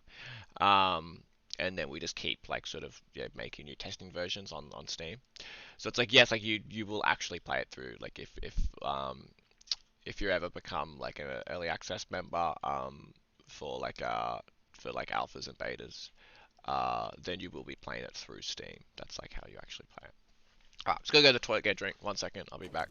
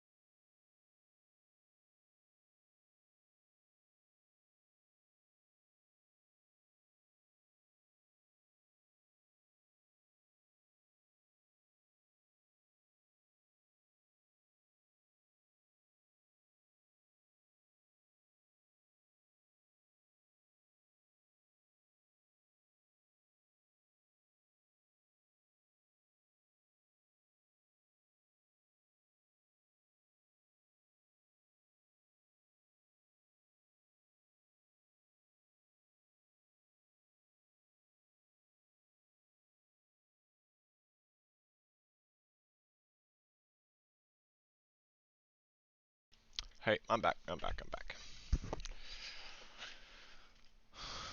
Alrighty.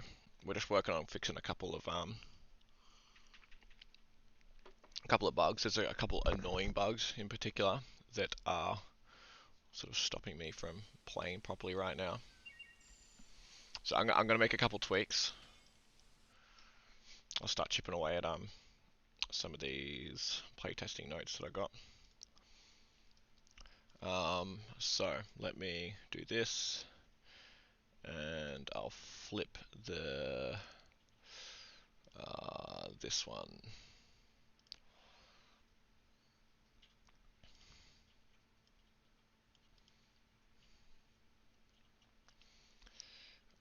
Cool. Yeah, okay, so let's go to that. Let's change the price of that repair bridge quickly.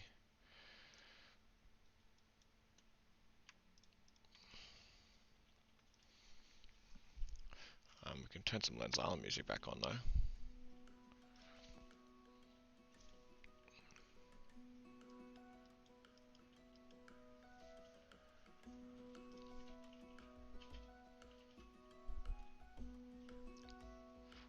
Where are we going to? Here. Yeah, I got to get rid of that rock drop from the barrels. Yeah, I've already done this one. I did that just before, but I do need to move them in the workbench. Yeah, there. Fix the swipe sounds for that. Cool. These are all really easy things to fix. So I'll add them all in.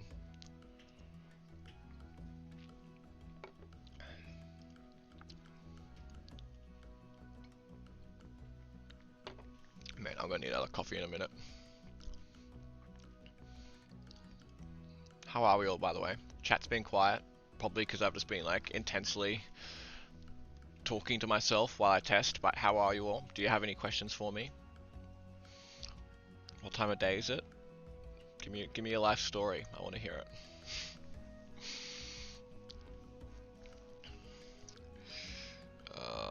Cool, man. It's taking forever to load the scene. Come on, here we go.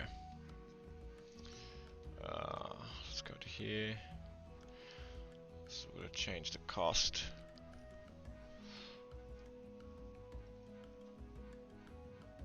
Of this, so we need this to be 60.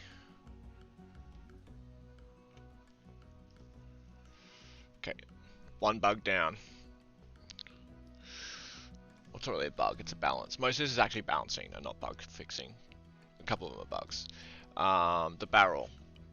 There's some sort of drop from the resource barrels that just gives you wood. Sorry, just gives you stone, which sucks. So we've got destructibles, and then the barrel.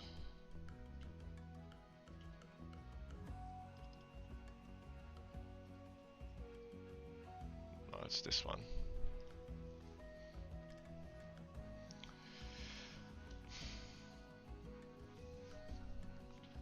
Yeah, this one. So what are the different drops we got here?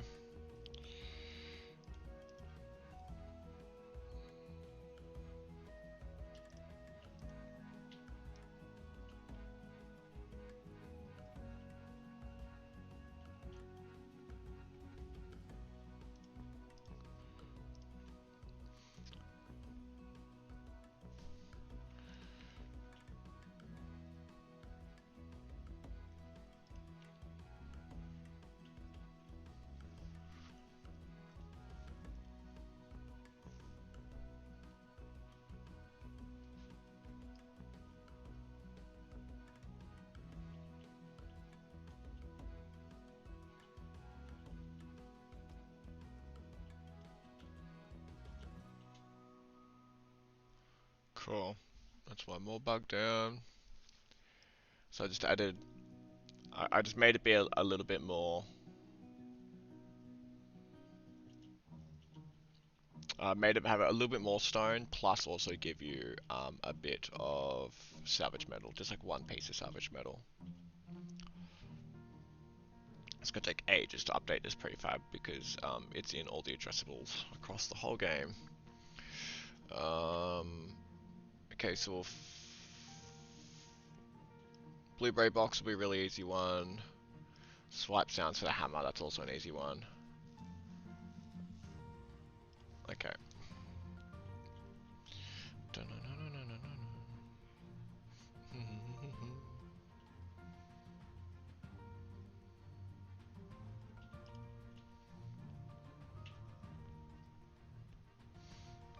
Oh man, it takes so long to update prefabs.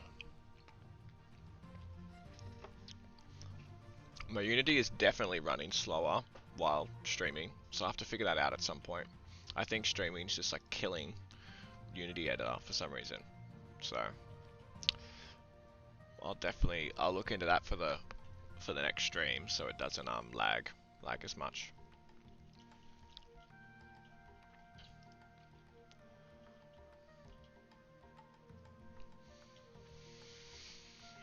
Man, a minute 30 for saving a prefab so far. How high can this time get? Can we get to 2 minutes? 2 minutes for a prefab save? That'd be pretty handy. So this is a part that you don't experience when you just start making games in Unity, or just making games full stop. Like you have like your tiny little project, and you're like, oh yeah, everything's so quick and easy. And then when you get to a project this size, just hitting the save button on a barrel takes 2 minutes. 2 minutes for it to save. Like, so you just want to do one little change. Like, oh, I'm just going to quickly, like, change, you know, add a bit of salvage metal to the drop for barrels in the game. 2 minutes. It's over 2 minutes so far. There we go. 2 minutes and like 15 seconds, I think. Something like that. Okay. So Blueberry Box, Swipe Sound. Let's do the hammer. The hammer's an easy one. Iron hammer. I'm assuming all the hammers are going to be probably broken, not just the iron one. So if we go into our weapon script here, go our swoosh. So it's set to maybe it's actual sound of the sound bank that's broken. What is happening?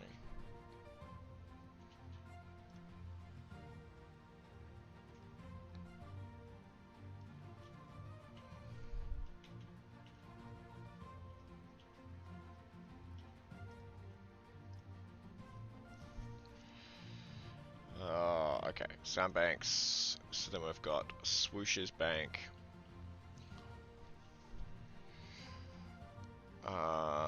Battle axe.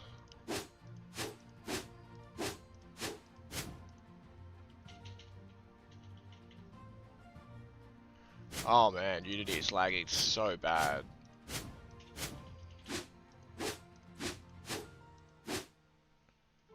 So I think all of them should just be battle axe long. They are battle axe long. Why does that sound so different now though?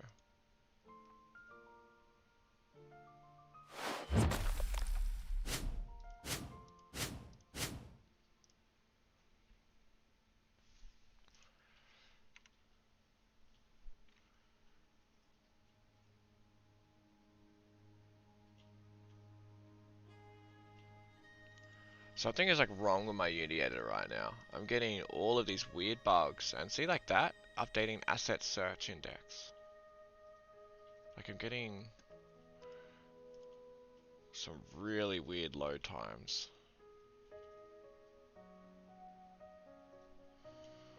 Interesting.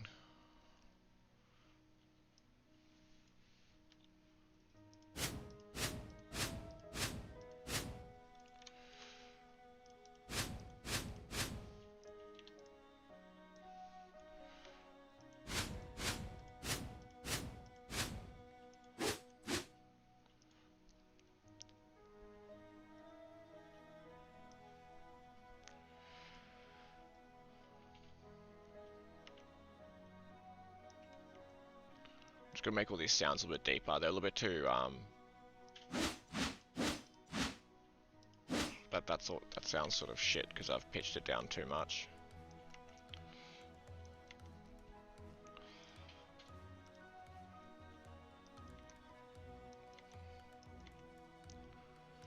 But it's surprising. I don't know why that the hammer really sounded like it was not doing these sounds. It sounded like it was doing a different sound. Might have to double check that. Okay, so next time I do a test, I'll just double check those sounds when it's live in the game. Okay, dungeon. That's a pretty easy one to fix. That dungeon door not being open.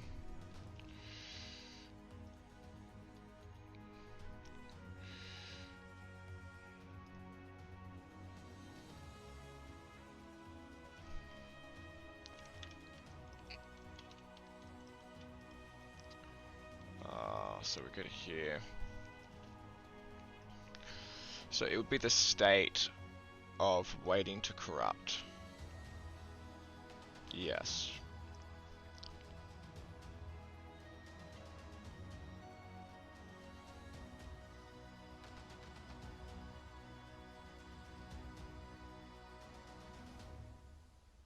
Oh, interesting. So that should have.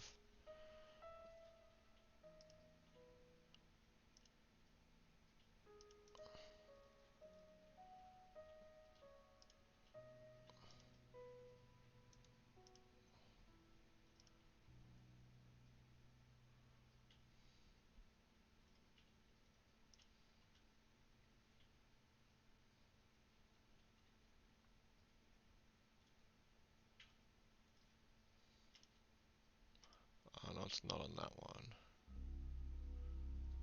Right, it's this one.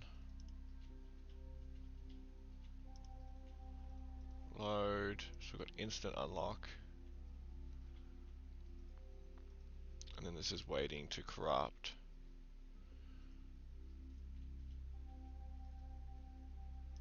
It does have instant unlock. That did run. I don't know why it didn't run on the animator. Instant unlock.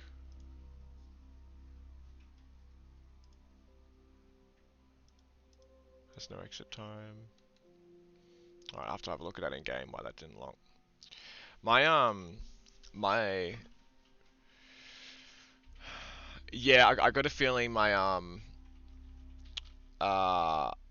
I got a feeling that my I got some like stream settings that are like directly conflicting with Unity. Like maybe my stream CPU, usage. I don't know, like I don't know anything about streaming. That's the problem, right? But there is like yeah, I don't know. There's some sort of properties that I think I can change, or like the CPU load that I'll have to have a look at. But yeah, it's like my whole Unity is lagging so bad right now. Like it never lags this much. Oh yeah, I'm gonna change the workbench levels. I'm gonna bring the Braft forward and the other one's back. And then I'm gonna have to implement that small storage item. Okay, here's our workbench. Save. Hey there, Noah. How are you? How's it going? We're just fixing some bugs. Did some playtesting, fixing some bugs now based on our playtest. Um, utility boxes UI should not be open by default.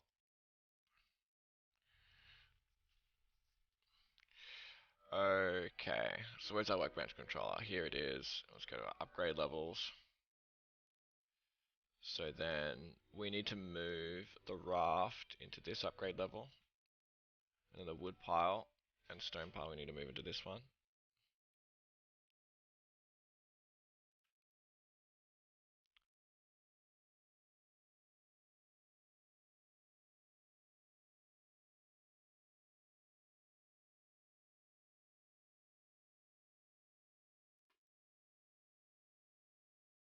Cool.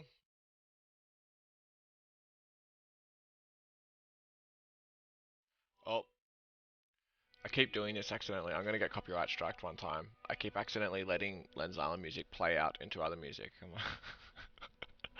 I need to be careful of that. Let's go back into Lens Island music for a second. Let's just play volume 2. I wish there was a way for it to not autoplay. Like, I just want to get to the end of this and then not start playing other music. I wonder if that's like a setting that I don't know about in Spotify. Okay, so we've done that. We're gonna have to make that small storage item at some point. It doesn't currently exist. I'm gonna really quickly look at why the torch loaded back in, because it should have destroyed itself.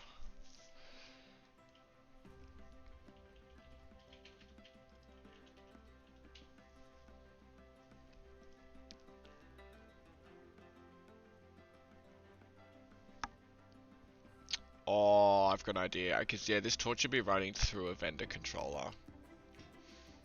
That's why. Yeah, so make torch work through a vendor controller, not.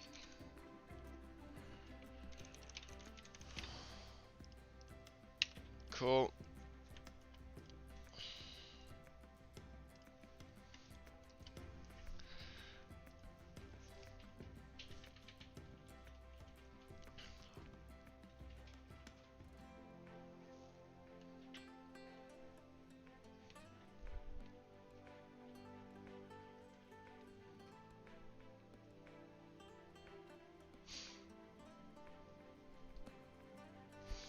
Alright.